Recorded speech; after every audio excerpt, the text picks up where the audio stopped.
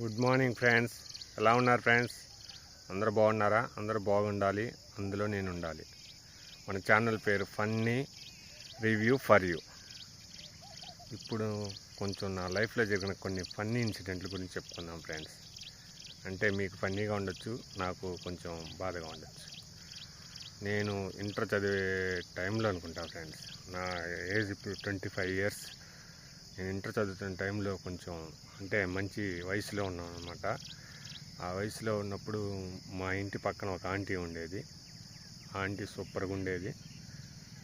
మా ఇంటి పక్కన అంటే పక్కనే కాదు, కొంచెం దూరం, అంటే ఒక సెకండ్ లైన్ అనమాట. మా ఫస్ట్ లైన్ అయితే వాళ్ళు ఉండేది థర్డ్ లైన్లో.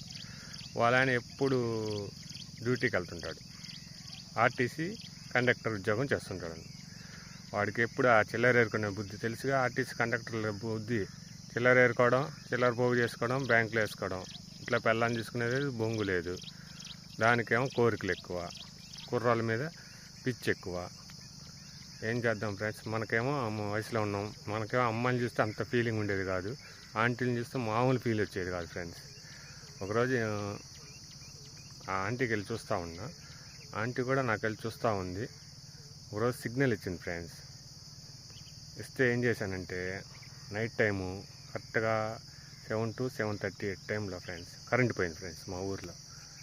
ఆ టైంలో నేను అటు ఇటు చూసి వాళ్ళ ఇంట్లో దూరాను ఫ్రెండ్స్. దూరితే ఏమైందంటే, ఈ నెక్స్ట్ పార్ట్లో చూద్దాం friends. Okay friends, bye friends.